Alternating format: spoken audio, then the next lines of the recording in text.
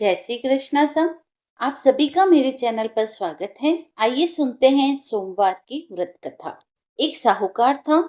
उसके पास धन की कोई कमी नहीं थी। साहूकार के पास सभी सुख और ऐश्वर्य के साधन थे, किंतु उसको एक ही दुख था कि उसकी कोई संतान नहीं थी। दिन रात वह इसी चिंता में लगा रहता और वह पुत्र पाने के लिए हर सोमवार को भगवान चंद्रदेव और शिव जी की पूजा करता। वह व्रत रखता था। साहूकार की भोलेनाथ के प्रति ऐसी भक्ति देखकर एक बार माता पार्वती ने शिव जी से कहा, हे नाथ, ये साहूकार आपका अनन्य भक्त है और सदैव ही आपका व्रत और पूजा भक्ति भाव से किया करता है।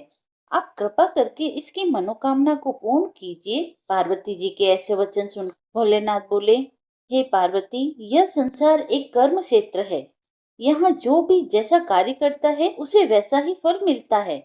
अर्थात जैसा कार्य मनुष्य करता है वैसा ही परिणाम वह भोगता है। किंतु माता पार्वती आग्रह पूर्वक बोली, हे भोलेनाथ, यह आपका अनन्य भक्त है। यदि इसको कोई भी दुख है तो आपको उसे अवश्य ही दूर करना चाहिए। यदि आप अपने भक्तों की मनोकामना पूरी नहीं करेंगे तो कोई मनुष्य आपकी भक्ति सेवा व पूजा क्यों करेंगे। पार्वती जी के इस आग्रह को सुनकर शिव जी ने कहा, हे शिवे, इस साहूकार के कोई पुत्र नहीं है। इसी कारण यह दिन रात चिंतित व दुखी रहता है। इसके भाग्य में संतान न होने के कारण मैं इसे पुत्र का वरदान नहीं दे सकता, परंतु तुम्हारे कहने से मैं इसे पुत्र प्राप्ति के लिए वरदान देता हूँ। किंतु इसका पुत्र केवल 12 वर्ष तक ही जीवित रह सकता है। इसके बाद वह मर जाएगा। इससे अधिक मैं इस साहूकार के लिए कुछ नहीं कर सकता। यह सब बातें साहूकार भी सुन रहा था। उसे यह सारी बातें सुनकर न कोई खुशी हुई न ही कोई दुख। वह पहले की तरह ही शिव जी की पूजा व व्रत करता रहा। कुछ समय पश्चात साहूकार की पत्नी गर्भवती हो गई और 10वें महीने में उसके गर्भ से एक बहुत ही सुंदर पुत्र हुआ। साहूकार के घर में बहुत खुशियां मनाई गई, किंतु साहूकार ने अपने पुत्र की 12 वर्ष ही आयु जान कोई खुशी प्रकट नहीं की और इस संबंध में किसी को कोई वेद नहीं बतलाया। वह बालक धीरे धीरे बड़ा होने लगा। जब वह बालक 11 वर्ष का हो गया तो बालक की माता ने साहूकार से उसके विवाह के लिए कहा। साहूकार ने कहा कि मैं इसे काशी जी पढ़ने भेजूंगा। साहूकार ने अपने साले को बुलवा कर कहा कि तुम इस बालक को काशी पढ़ने के लिए ले जाओ और इसे विधिवत शिक्षा ग्रहण करवाओ। साहूकार ने उसको बहुत सा धन देकर कहा कि रास्ते में जहाँ कहीं भी ठहरो वहाँ यज्ञ और ब्राह्मणों को भोजन कराते जाना। इस प्रकार वह दोनों मामा भांजे रास्ते में यज्ञ करते, दान देते और ब्राह्मणों को भोजन कराते जा रहे थे। में एक शहर पड़ा। उस शहर के राजा की कन्या का विवाह था।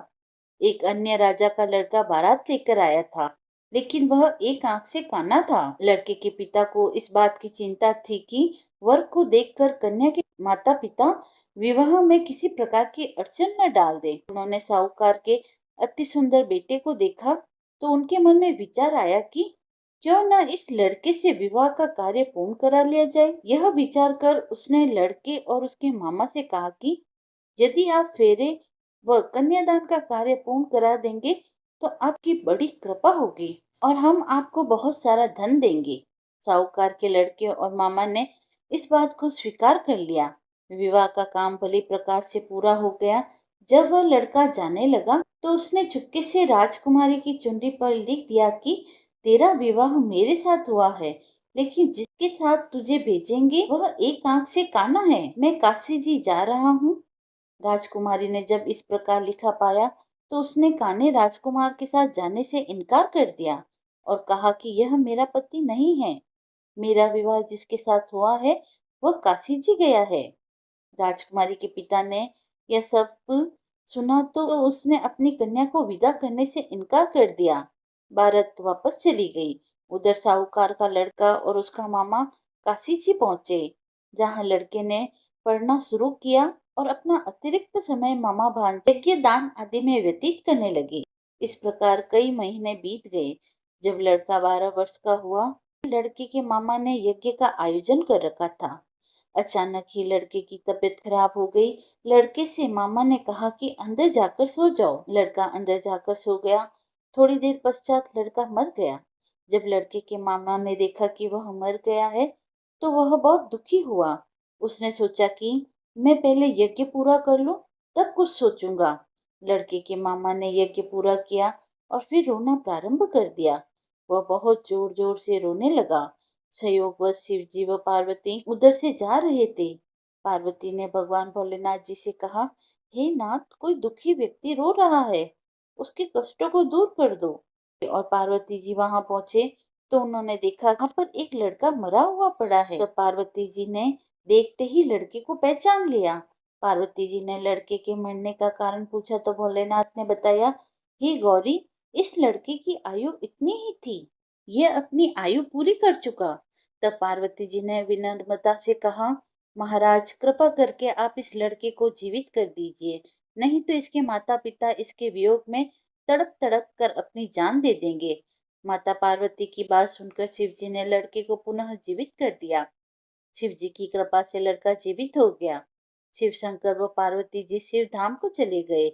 शिक्षा पूरी होने पर लड़का और उसका मामा पहले की तरह यज्ञ करते, ब्राह्मणों को भोजन तथा दक्षिणा देते हुए अपने घर की ओर चल दिए। रास्ते में दोनों उसी शहर में आए जहाँ पर उस लड़की की शादी हुई थी। वहां पहुंचकर दोनों ने यज्ञ करना शुरू कर दिया।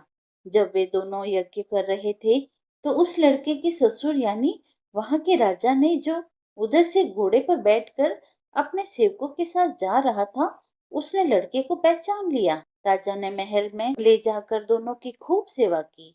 कुछ समय राजा के महल में रहने के बाद लड़के ने राजा से जाने के लिए आज्ञा मांगी। राजा ने अपनी लड़की को लड़के के साथ विदा किया और साथ ही बहुत सा धन व दास दासियां भी भेजी। जब वे अपने शहर में आए तो लड़के के मामा ने कहा, पहले मैं तुम्हारे माता पिता को तुम्हारे आने की खबर सुना आता हूँ, तब तक तुम पत्नी सहित यहाँ आराम करो। ऐसा कहकर लड़के का मामा साहूकार को अपने पुत्र के आने की खबर देने के लिए चला गया। घर आकर उसने देखा कि उसके बहन और बहनोई छत पर बैठे हैं और उन्होंने यह प्रण कर रखा है कि यदि उनका बेटा जीवित लौट आया तो वह छत से नीचे उतर आएंगे, नहीं तो छत से कूदकर अपने प्राण त्याग देंगे। लड़के के मामा ने जब यह समाचार उन्हें सुनाया कि उनका लड़का जीवित लौट आया है तो उन्हें विश्वास नहीं हुआ। तब लड़के के मामा ने शपथ खाकर कहा कि आपका पुत्र अपनी स्त्री और बहुत से धन और दास दासियों सहित घर आया है। तब साहूकार और उसकी पत्नी छत से नीचे उतर आए और प्रसन्नता के साथ अपने बेटे और बहू का स्वागत किया। सभी प्रसन्नता के साथ रहने लगे। इस प्रकार भक्ति भाव से जो भी प्राणी सोमवार के व्रत का पालन करता है तथा प्रेम पूर्वक इस कथा को सुनता या पढ़ता है तो उसके सभी कष्ट दूर होते हैं, सारी मनोकामनाएं पूर्ण होती है और इस लोक में सभी सुख सुविधाओं को भोग कर अंत में उसे शिवलोक की प्राप्ति होती है। कथा समाप्त हुई। यदि आपको कथा पसंद आई हो तो आप मेरे चैनल को लाइक शेयर एंड सब्सक्राइब करें। धन्यवाद।